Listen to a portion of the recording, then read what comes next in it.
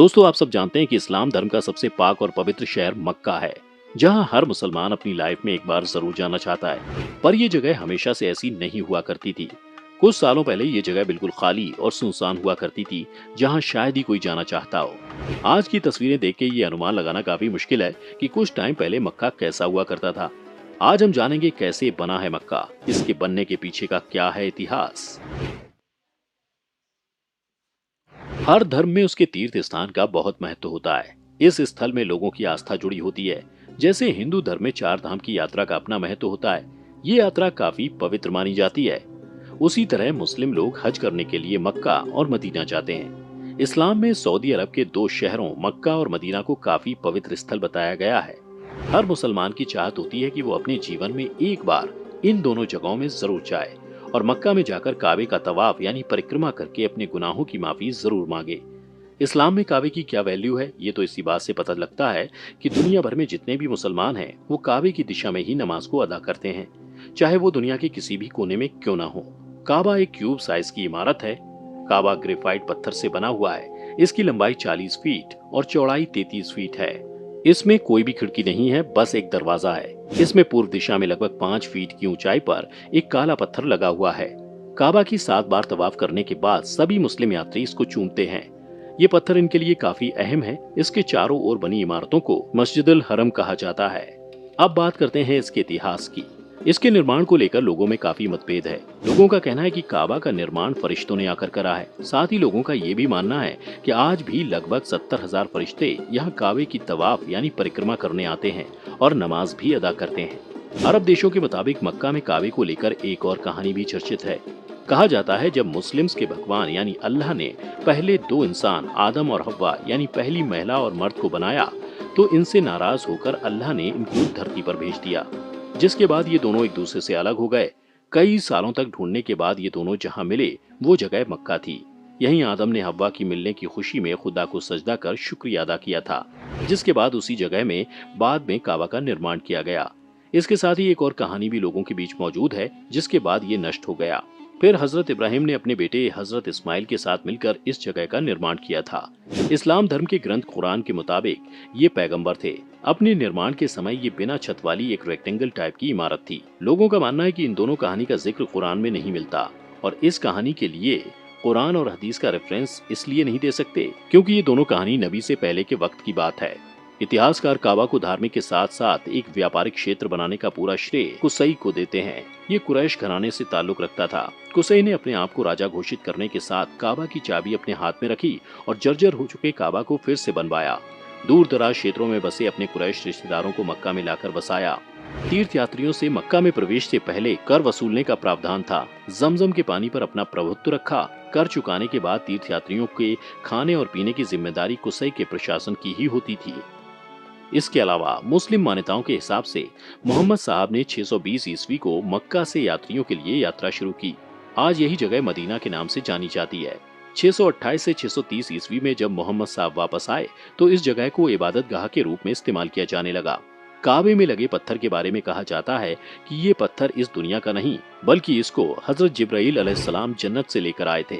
ये इस्लाम धर्म में एक महत्वपूर्ण फरिश्ते के रूप में जाने जाते हैं। ये भी कहा जाता है कि जब इस पत्थर को यहाँ लगाया गया था तो ये सफेद रंग का था, पर दुनिया में बढ़ते पाप के साथ इसका रंग काला होता चला गया।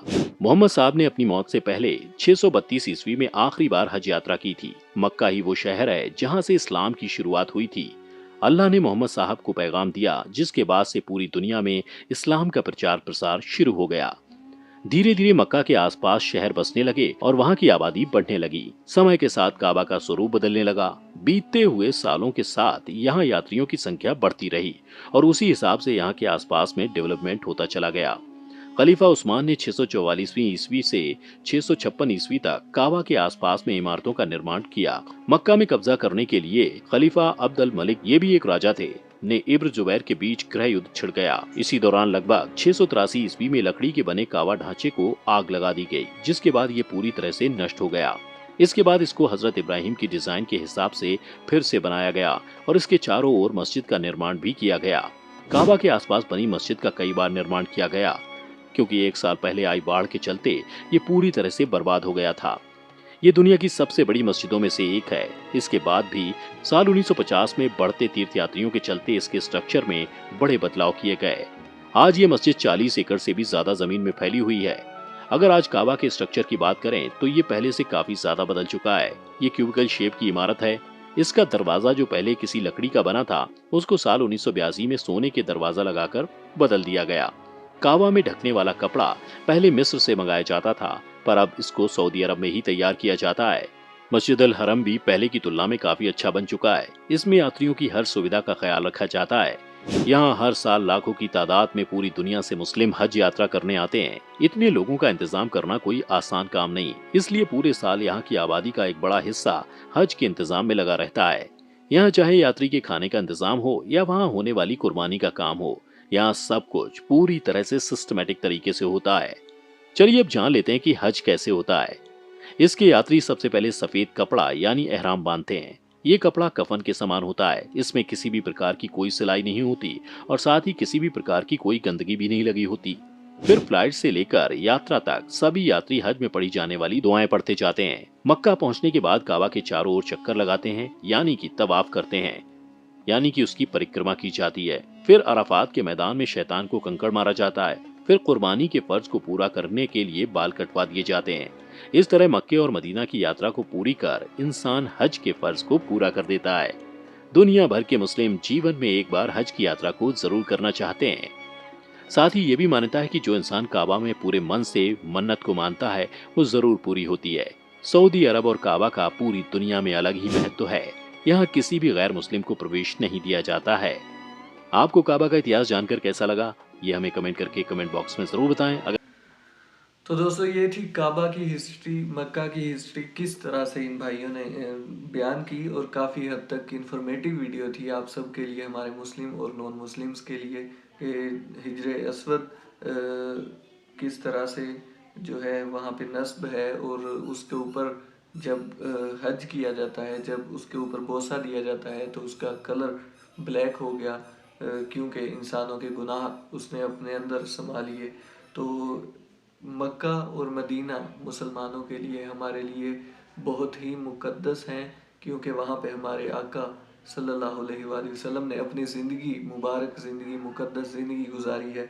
तो वहाँ पे जाना, एक दफ़ा जाना और हज करना हर मुसलमान का जो इस्तिताअत रखता है उस पर फ़र्ज़ भी है और हर मुसलमान की ख्वाहिश भी है। तो दोस्तों ये थी आज की वीडियो, काफ़ी इन्फॉर्मेटिव थी। मिलते हैं नेक्स्ट वीडियो में, तब तक के लिए अल्लाह हाफिज़।